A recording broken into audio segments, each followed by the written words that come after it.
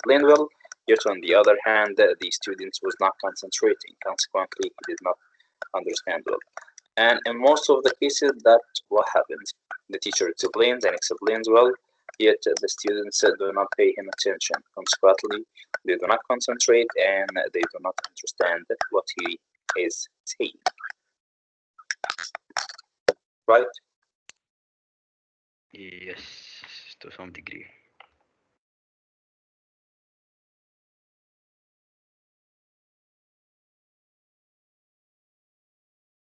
Wait, can you repeat that?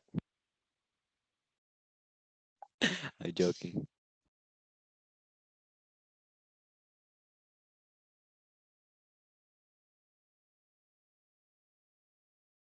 All right, we do not want to waste our time, so let's get started because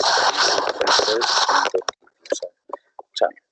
So let's start first with the absence.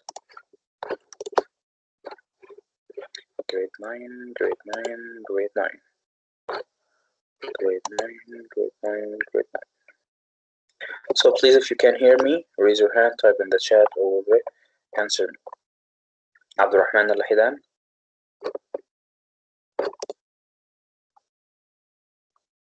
Abdurrahman. Once. Abdurrahman. Twice. Abdurrahman did. Became.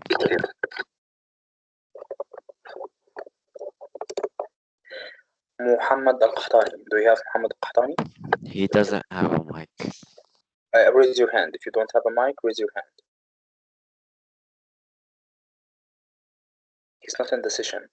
Muhammad Al-Qahtani. Bruh. Ahmed Jamal. Not in the session. Iyad. Yes, here. Come on, that's quickly. Fahd. Not in the period. That's I Saad. think. No, he's here. Fahd is not here. No, Sam. he's in the period, teacher. But he doesn't raise his hand. Fahd, type in the chat or raise your hand. Otherwise, you're not concentrating. You open the session and then you went to playing or watching YouTube or doing whatever you are doing. Okay? So it means that if you don't answer me, you are absent. Hussam, absent. Ibrahim, I'm here. okay. Muhammad Al-Amri, Al-Amri. He is not even in the chat. Who he is? Muhammad Al-Amri, raise your hand or type in the chat.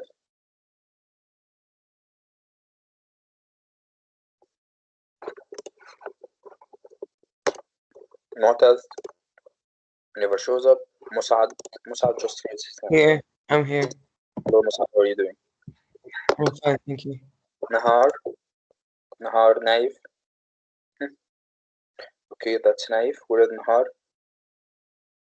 Nahar. Goodbye, Nahar. Nawaf, Rakan. That's Rakan. Nawaf. Yes, teacher. Okay. Ryan and Saad and Salim and Walid. Ryan, do you have Ryan? Ryan is the first one. Here. Okay, that's Saad. Ryan, can you raise your hand?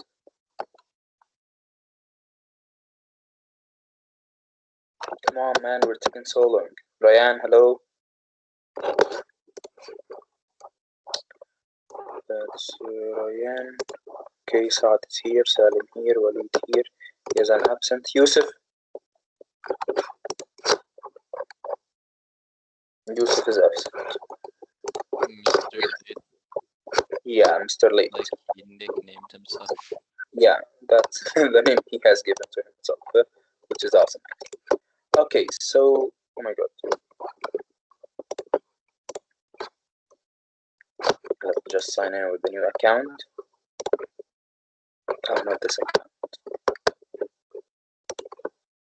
So where exactly did we stop, guys? Because I believe we're not the same as 9.2. mean, I think. Wait.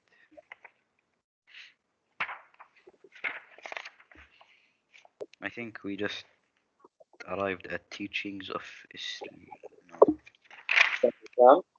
Islam as a way of life.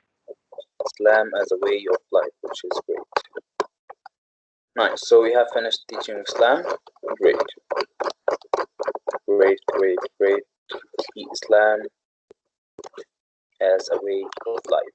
So to start to speak about Islam as a way of life,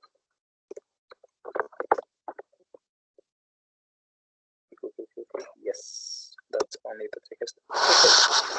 So what's the meaning when we say that Islam is a way of life? What does it mean? Because Islam is You live to do Islam, so that's your life. Islam is Yes. not just a religion, it's a lifestyle. Mr. Late, hello, how are you doing? Yes, I am doing good. Mr. Late. Okay. So Islam is not just a religion, it's a way of life. What do you mean by that? A way of life. So we have our own morals, our own Yes, moral. principles principles that we follow as a lifestyle. as a lifestyle, that's it. So each one of us has a very distinctive and a very different lifestyle, right? Including those lifestyles, you have some orders, you have some law to follow, you have some dreams to achieve, you have some good things to do, bad things to avoid. So Islam, when we say that Islam is a way of life, we mean that Islam directs you to all of these aspects of your own life. It tells you about what to do, what not to do, how to lead a good life, how to avoid falling a victim to bad deeds, etc. So that's the meaning of a way of life. So Iyad, can you start reading? Yes.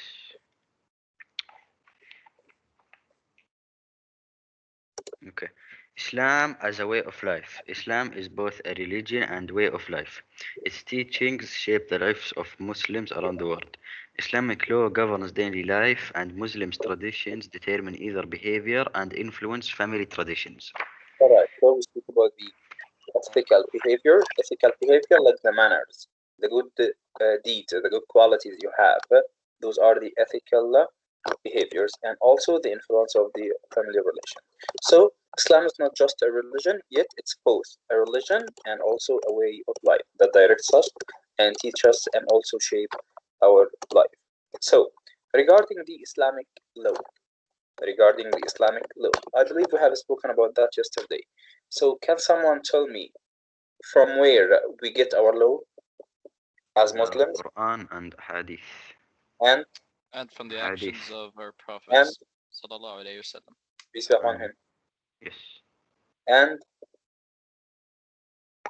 Just Hadith and Sunnah and and Quran. and Is there more? There's like muftis can say. yes, like a judge. Okay. We don't Yeah. get it from them. They get it like All right. So we have three ways or three sources from where we can get our law, which is the Sharia in Arabic. Okay, the Islamic law is called the Sharia. We have three sources. The first source, of course, is the Holy Quran. The second source is our Prophet's hadith, peace be upon him. Okay, the Prophet's tradition. And the third one, as I told you yesterday, if you can remember, is called what? The measurement. It's called what? The measurement. What do you mean by measurement? Measurement, So we look at the actions of our prophet, sallallahu alaihi Exactly. wasallam, and peace be upon him. we Exactly. It's like a situation happened in the past, and we just measure our reaction according to their own reaction at the time of the Prophet, peace be upon him. Also, for example, at the Prophet's time, wine was prohibited. Drinking wine is prohibited, right?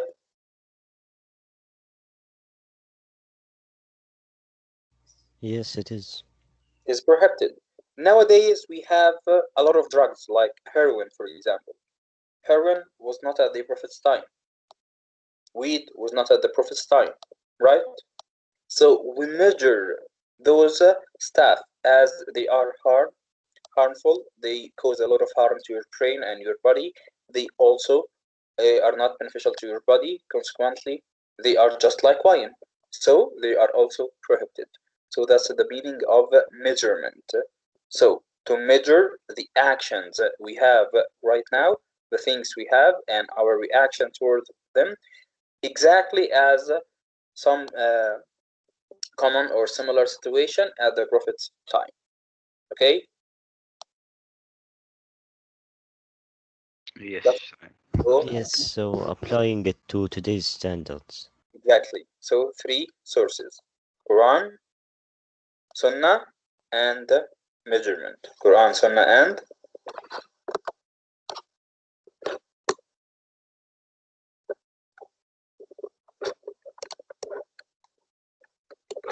all right. So speak about the Islamic law. Mus'ab?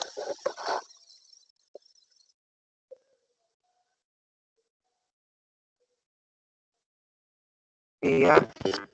Yeah, can you read, please?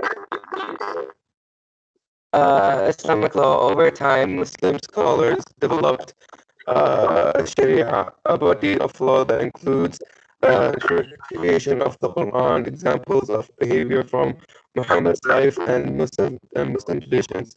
Similar to Jewish law, the Sharia regulates moral conduct, family life, business practices, government, and other aspects of individual and community life. It does not separate religion from criminal or civil law, but applies religious principles to all legal situations. Teacher, Yes. Mike is so fired. stop I talking, turned please. into a robot. Oh my god. I thought that there was a problem with my internet, but actually it's Mossad. Okay. So do you know that the device that they use in order to altern the voice? Voice changer. Wasn't that voice changer? No, it was a problem in his internet No, connection. his So mic come back. is just Hmm. got some problems.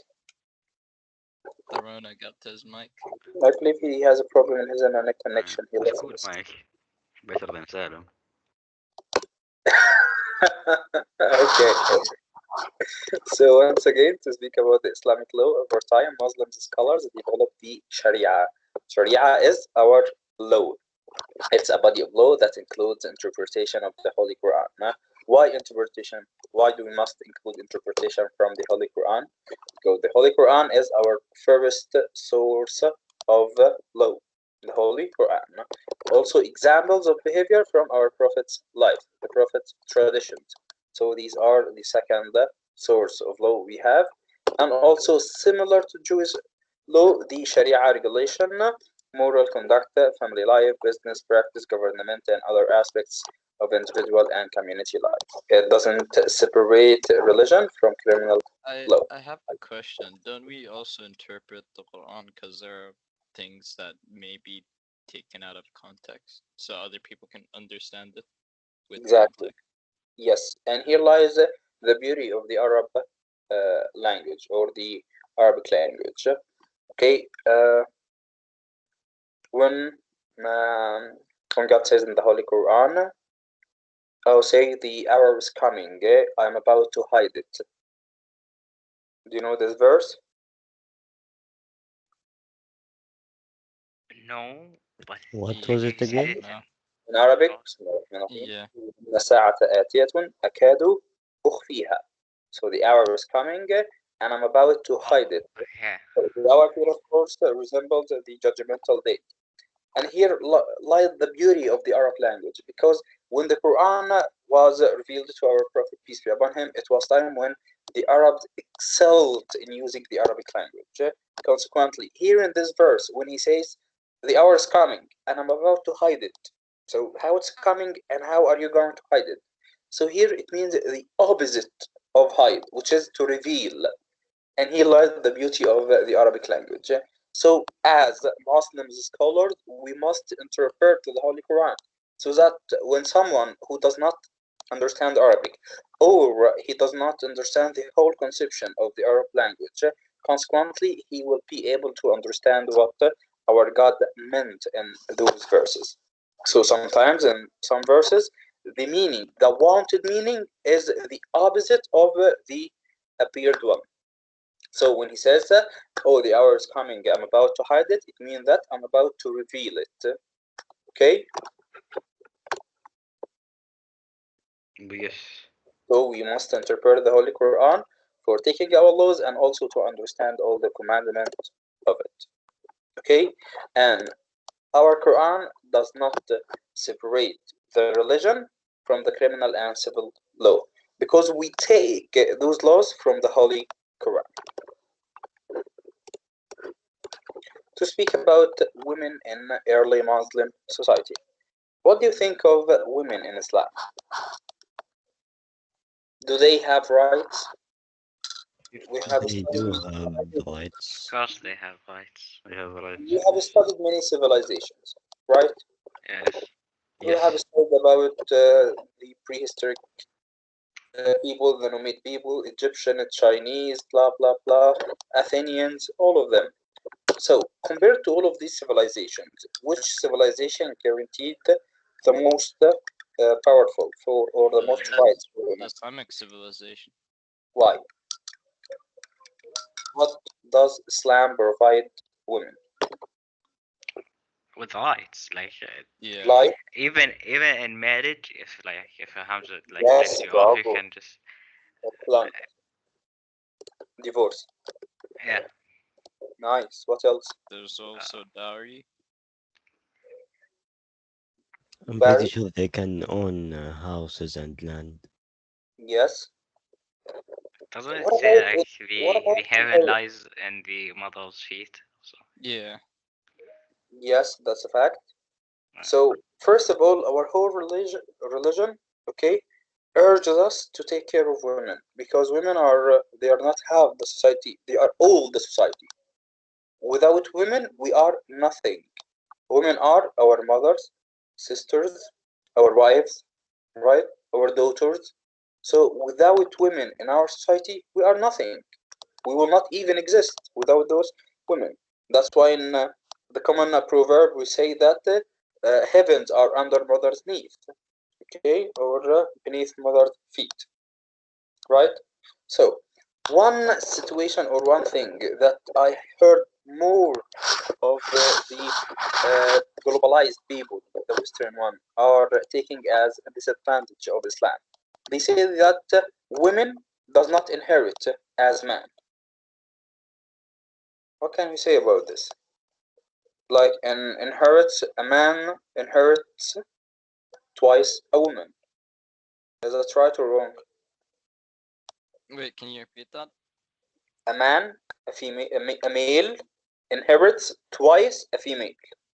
Yeah, because the female, when she gets married, she doesn't have to pay what the man has to pay. So the man has to go and pay for his kid's tuition, pay for food, pay for rent, or buy land and build a house. The mother, on the other hand, doesn't have to do those things. It's the dad's duty or the husband's duty to do that. Excellent. Very, very, very excellent. Nice. What else? Do they always inherit twice than females? Do No, men not always? always. I don't believe so. Not in every situation. Precisely. So when someone comes and tells you that, why you Muslims make a male inherits twice a female, you tell him, no, no, no, no, stop. They do have rights. The point that Walid said is a very awesome one, which is women are in the responsibility of men. Men are responsible for women.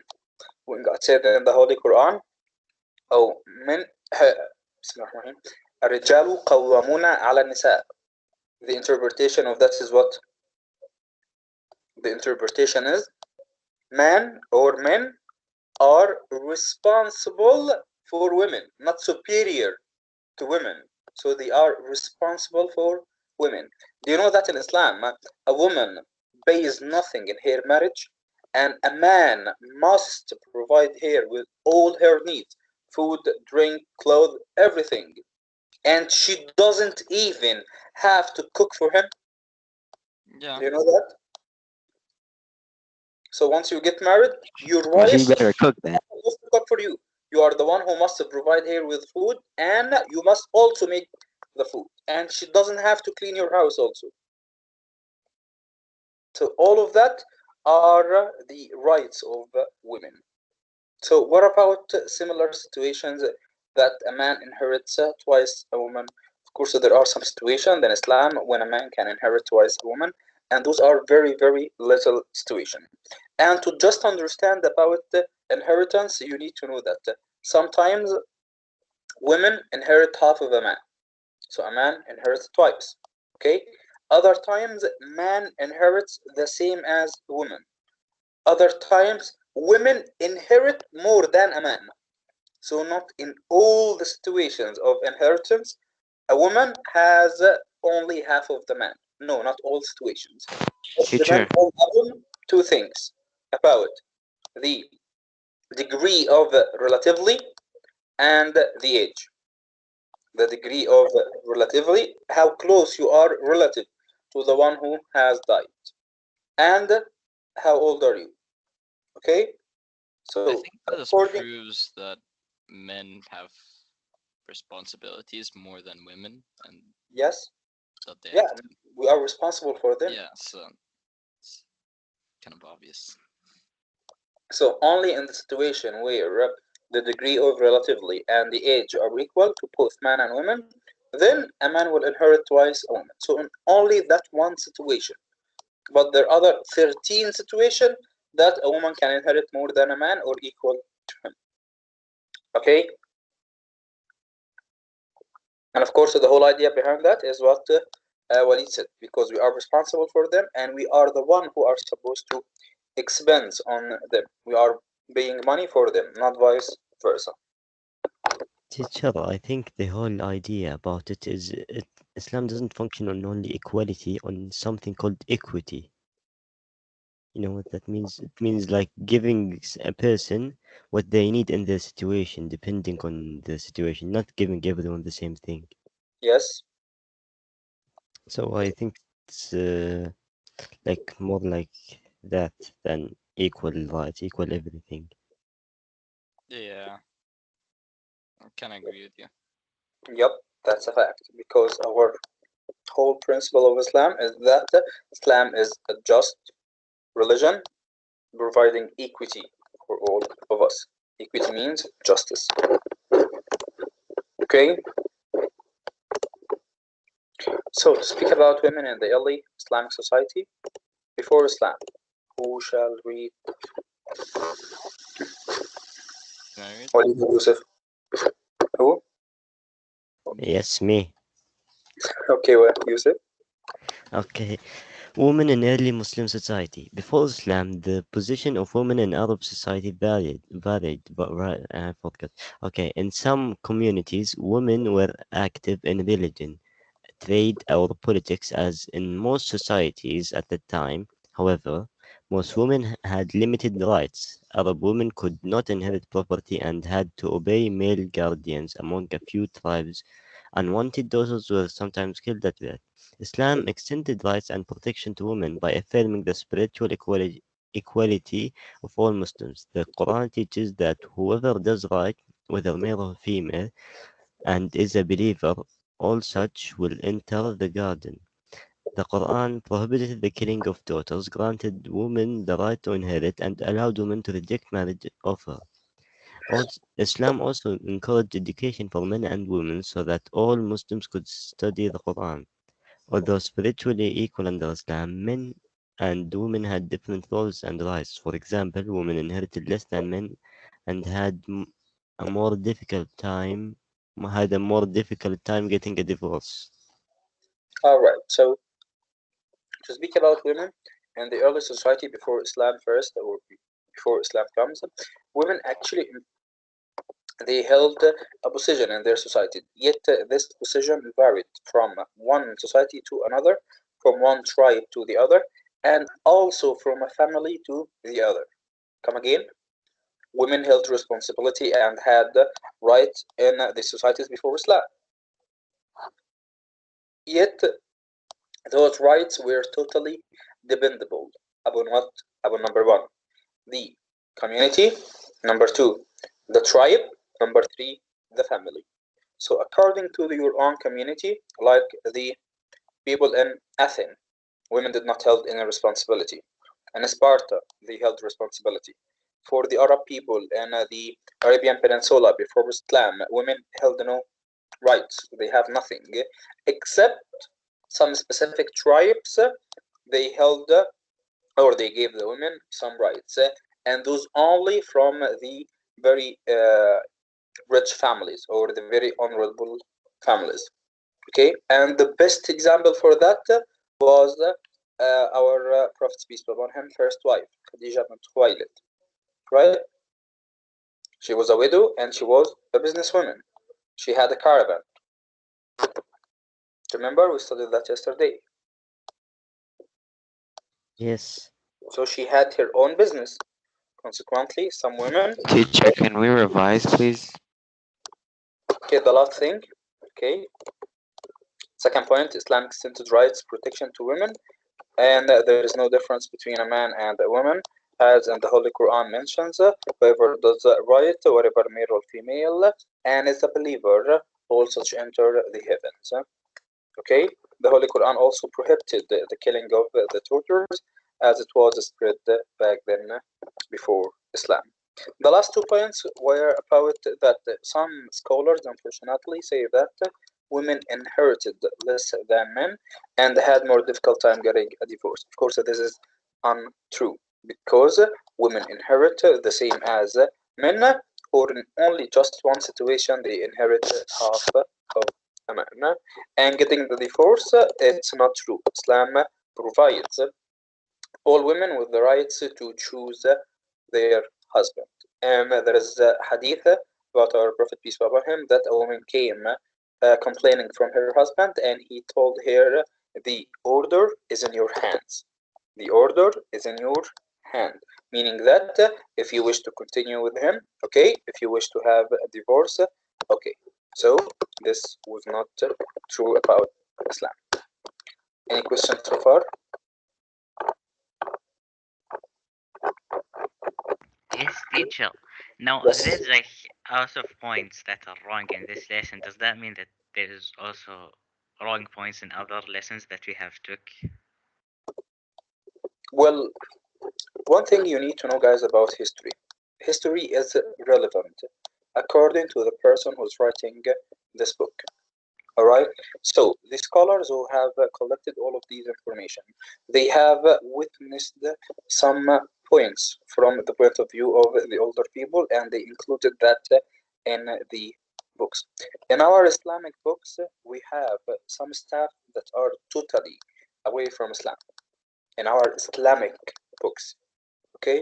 So we have some things which have no relatively, which are totally apart from Islam. So when a Western guy comes and speaks about Islam, we study that. Why do we study that? Why do we study that? They are giving us wrong points about Islam. Why do they give us wrong points about any civilization? Because they study that from their own perspective, their own point of view, and the point of view. Of course, there is a political aspect, but we will not speak about that. But they are studying that from their point of view. Our responsibility as Muslims is to correct that. Okay, so we know what are you thinking. Now, for a Western guy or a Christian or a Jewish or anyone, you think that women inherit less in Islam, right?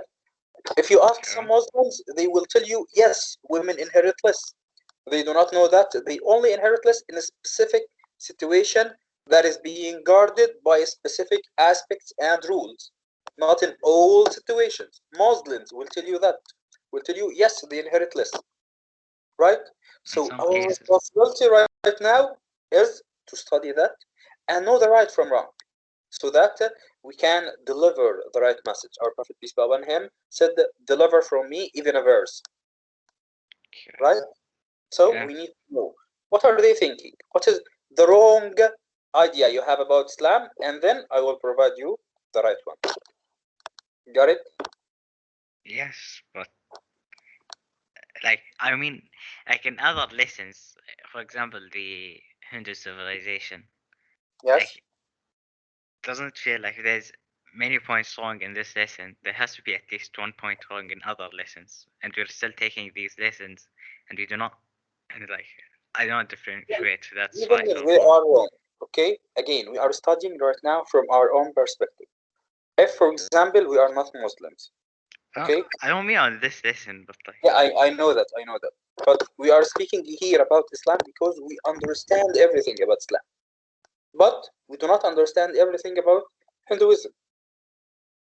So we study that from the third person point of view, You mean not so we from could first one. understand other people's religions, even though we don't believe in them? Exactly. So we understand, we can see the fault in them, and we can correct them. If there is any wrong point that we have studied in those religions like Hinduism and Buddhism, so we just compare them to our own religion because we are Muslims after all. So we take only the outer layer, what other people think about them. Once we counter one of them and come, perhaps he will can tell us if anything of that book is wrong, and later we can modify that. You got the idea? yes. Any other question? No thanks. You are more than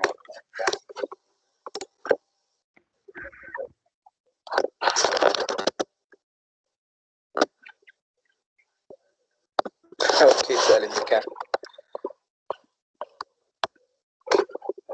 Alright, grade 9. Have a nice day.